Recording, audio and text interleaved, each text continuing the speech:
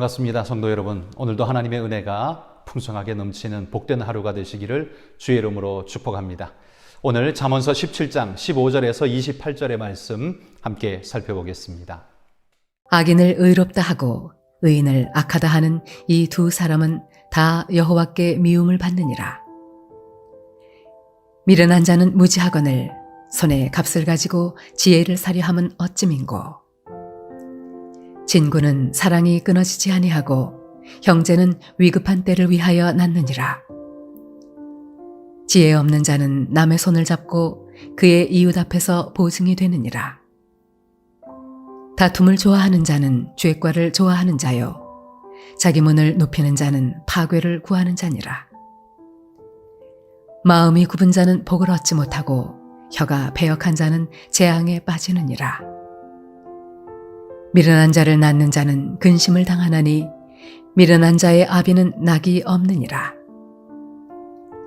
마음의 즐거움은 양약이라도 심령의 근심은 뼈를 마르게 하느니라. 악인은 사람의 품에서 뇌물을 받고 재판을 굽게 하느니라. 지혜는 명철한 자 앞에 있거늘 미련한 자는 눈을 땅끝에 두느니라. 미련한 아들은 그 아비의 근심이 되고 그 어미의 고통이 되느니라. 의인을 벌하는 것과 귀인을 정직하다고 때리는 것은 선하지 못하니라. 말을 아끼는 자는 지식이 있고 성품이 냉철한 자는 명철하니라. 미련한 자라도 잠잠하면 지혜로운 자로 여겨지고 그의 입술을 닫으면 슬기로운 자로 여겨지느니라. 자, 오늘의 본문의 말씀은 하나님 앞에서 정의를 왜곡하는 자는 하나님의 미움을 받는다라는 사실을 강조하고 있습니다. 진리를 왜곡하는 것은 진리의 기준 되시고 창조자 되시는 하나님을 거역하는 것이고 하나님을 욕되게 하는 것이기 때문에 하나님은 반드시 그에 대한 값을 치르게 하시며 미워하신다라는 사실입니다. 오늘 이 시대에 자기가 주인되고 기준이 되어버린 시대 속에 우리가 살아가면서 이익이라는 걸 우리의 주인으로 삼는 순간 진리와 공의, 가치라는 것은 아무짝에도 쓸모없는 것으로 전락하고 맙니다. 이게 바로 어리석은 자의 전형적인 특징이라고 오늘 본문이 우리에게 일러줍니다.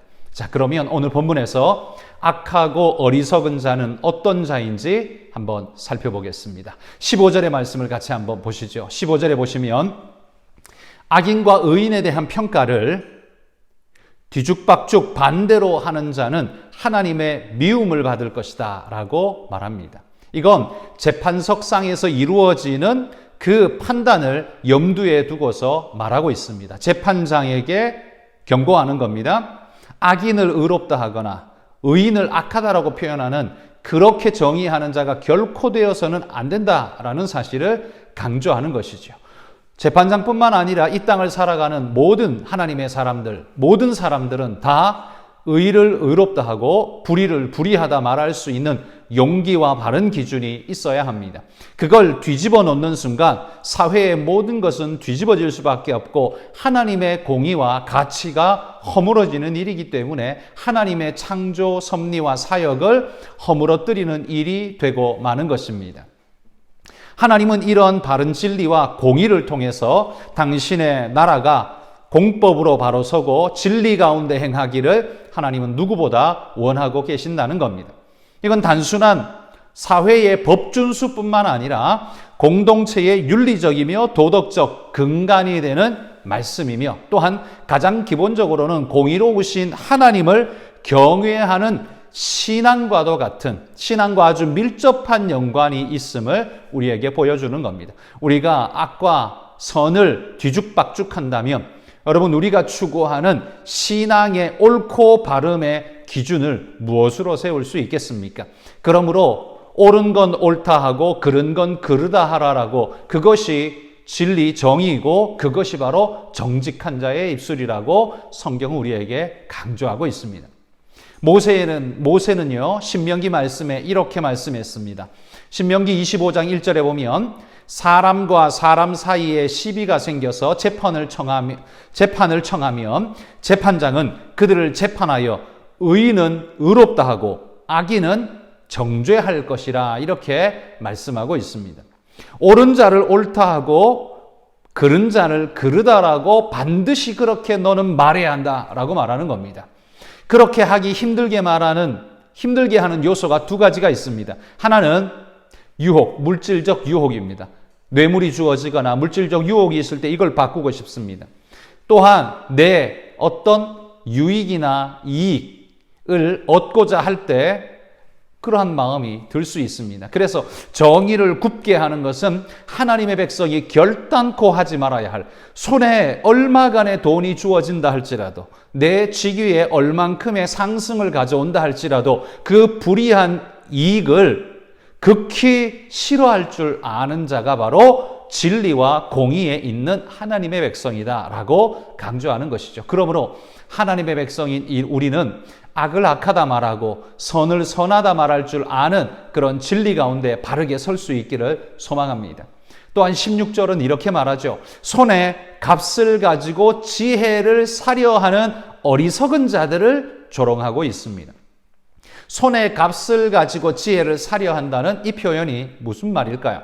아마 두 가지 의미가 있을 수 있을 것 같습니다. 하나는 이 미련한 자가 지혜의 교사에게 수업료를 지불하고 수업을 통해 지혜를 배우려고 하는 이런 자세를 말할 수 있겠죠? 이건 외면적으로 보면 옳은 이야기이지만, 그러나 오늘 16절의 말씀은 뭐냐 하면 본성이 무지하고 어리석은 자는 그런 걸 통해서도 지혜를 얻을 수 없다라고 사실은 딱 잘라서 말하고 있는 것이죠. 손에 값을 가지고 지혜를 사려 하는 자 얻을 수 없다는 거예요. 두 번째는 미련하게도 세속적인 방법인 돈을 통해서 지혜를 강구하지만 거기에 답이 있느냐? 그렇게 얻을 수는 없다는 사실을 강조하지요.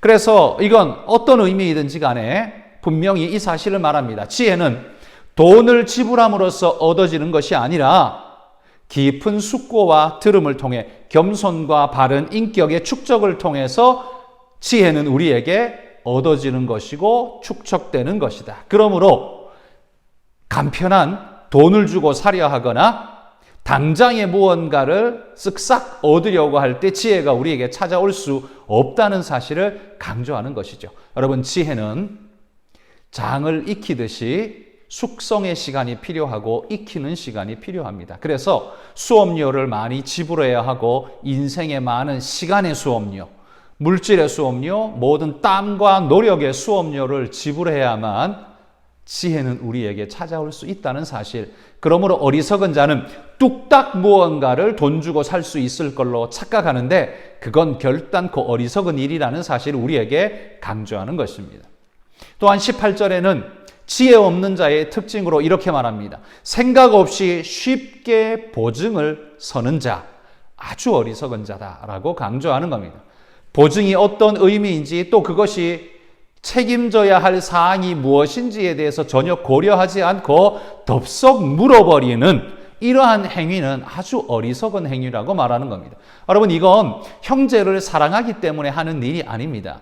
여기 18절에 보면 우리가 주목해 봐야 할 말씀이 있는데 그건 뭐냐 하면 남의 손을 잡고 이런 표현을 씁니다.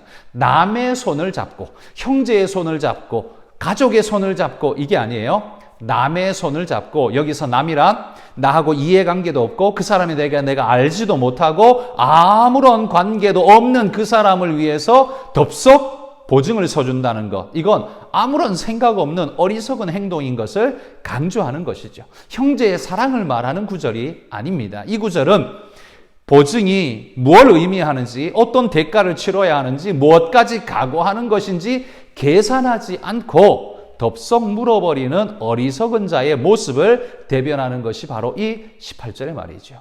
어리석고 미련한 자는 이렇게 행한다는 겁니다. 20절은 또 어떻습니까?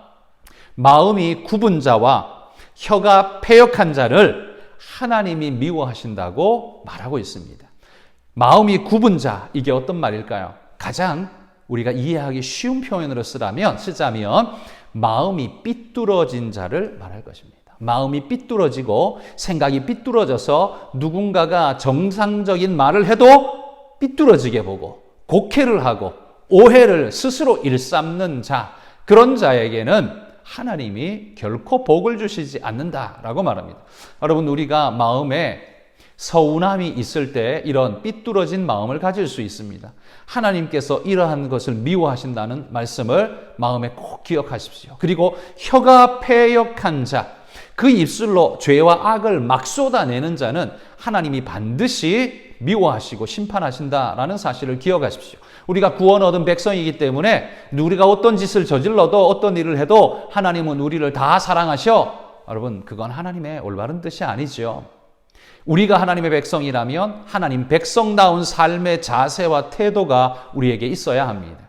그래서 우리는 마음이 굽은 자와 혀가 패역한 자를 하나님이 싫어하신다는 말씀을 마음에 깊이 새기고, 하나님이 싫어하는 일은 나는 결단코 하지 않겠습니다라는 각오를 가지고 하나님 앞에 나아가는 자, 그야말로 진짜 하나님의 사람이라고 말할 수 있겠죠. 여러분, 굽은 삐뚤어진 마음으로, 그 혀의 패역함으로 살아가는 자는 하나님의 심판을 불러오는 어리석은 자임을 기억하십시오. 23절에는요, 또한 어리석은 자, 하나님이 싫어하는 자가 누구냐 하면 뇌물로 정의를 왜곡하는 자를 하나님이 반드시 갚으신다고 말합니다. 이런 자를 성경은 악한 자라고 부르죠. 뇌물로 정의를 왜곡한다면 어떤 일이 벌어질까요? 돈이 있는 그는 유익을 얻을 수 있을지 모르지만, 가난하고 힘없는 자는 죄 없음에도 불구하고 죄를 뒤집어 써야 하고 억울함을 풀 수 없는 일이 되어지게 될 것이며, 이 모든 광경을 하늘에서 지켜보시는 하나님은 이 모든 일에 부정하다, 악하다라고 말씀하시면서 그 사악한 자에게 반드시 심판을 갚으실 준비를 하신다는 거예요.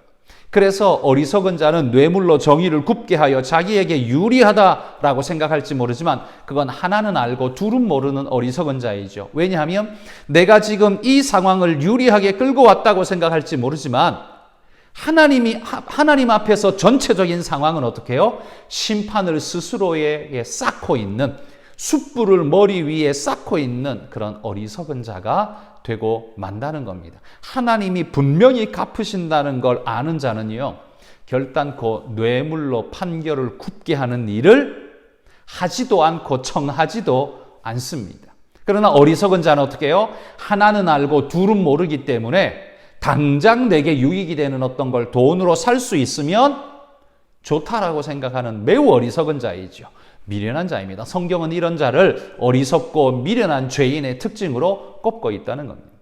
또한 24절에 보면 이러한 어리석은 자는요, 특징이 뭐냐? 엉뚱한 데서 지혜를 찾는 자다라고 말하는 겁니다. 그리고 지혜가 자기 눈앞에 있음에도 불구하고 옳은 자가 가는 그 길이 바로 지혜의 길인데, 그걸 보면서도 알지 못하고 더 멀리 시선을 멀리하면서 지혜가 어딨지? 옳은 게 어딨지?라고 찾고 있는 자가 된다는 말입니다. 미련한 자이죠. 지혜를 보고도 알지 못하는 자, 판단치 못하는 자, 분별치 못하는 자, 이러한 자는 어리석은 자로 구덩이에 빠지고 낭떠러지에 떨어질 수밖에 없는 미련한 자인 것을 성경이 우리에게 말해주고 있습니다. 그러므로 여러분, 오늘 말씀은요, 하나님 앞에서 진리를 왜곡하고 진리를 무시하는 자는 반드시 하나님이 갚으신다라는 사실을 기억해야 할 것이라고 말합니다. 작은 유익을 따라서 하나님의 복을 발로 차버리는 자들이야말로 어리석은 자들이다라는 걸 솔로몬이 우리에게 강조하며 말해주고 있습니다. 어리석어서 불구덩이로 들어가는 그들처럼 너는 하지 말라. 성경이 우리에게 이렇게 불러주고 있습니다. 여러분, 오늘 우리가 하루를 살면서 또 우리 일생을 살면서 어리석고 미련한 것을 서슴없이 청하는 미련한 자가 되지 않기를 주의 이름으로 축복합니다. 오늘 말씀을 생각하며 같이 한번 기도합시다. 이익을 위해서 정의와 진리의 길을 버리는 자가 되지 않고 비진리에 맞서서 싸우며 저항하는 진리의 수호자가 되게 해달라고 여러분 기도해 주시기를 바라고요. 또한 선교의 기도로 케냐의 김철수, 김만옥 선교사님 위해서 기도해 주십시오. 신학교 교수 사역을 감당하는데 특별히 이슬람권에서 온 학생들에게 특별한 성령의 은혜가 주어지기를 기도해 주시기 바랍니다. 잠깐 우리 기도하겠습니다. 하나님 아버지 감사합니다. 오늘 진리의 말씀을 우리 마음에 새기며 가기를 원합니다. 어리석은 자는 그 마음에 이르기를 하나님이 없다 하면서 하나님의 진리를 왜곡하고 자신의 이익을 쫓아서 공평하고 정의의 길을 곡해하는, 왜곡시키는 삐뚤어진 길을 갈 수밖에 없음을 봅니다. 그러나 그는 하나님의 진노와 심판을 받게 될 것이며 어리석은 자는 반드시 그 하나님의 진노 앞에 떨어질 것을 압니다. 하나는 알되 둘은 알지 못하는 미련한 자의 이 처소를, 이 소행을 하나님 우리가 따르지 않게 도와주시고 진리의 길, 바른 길로 우리 모두가 행할 수 있도록 하나님 은혜 베풀어 주옵소서. 하나님 아버지 감사합니다. 오늘도 우리에게 지혜의 권면을 주심을 감사합니다. 우리가 이 땅을 살며 돈으로 지혜를 살 수 있을 것 같고 돈으로 우리의 오늘의 유익을 살 수 있을 것 같지만 그것은 삐뚤어진 길이고 하나님의 정의를 왜곡하는 길이라는 사실을 기억하며 하나님이 불꽃 같은 눈동자로 우리를 지켜보신다는 그 두려움 앞에 서서 하나님 우리가 정의와 진리의 바른 길, 하나님 그 길을 걸어갈 수 있도록 결단하고 의지하며 주님만 따라가는 믿음의 일꾼들이 다 될 수 있도록 축복하여 주옵소서. 케냐 땅의 김철수, 김만옥 선교사님 기억하셔서 하나님의 귀하고도 아름다운 은혜 가운데 우리를 세우시며 진리의 길, 생명의 길로 걸어가는 하나님의 귀한 일꾼 되도록 주여 축복하여 주옵소서. 감사드리며 예수님 이름으로 기도합니다. 아멘.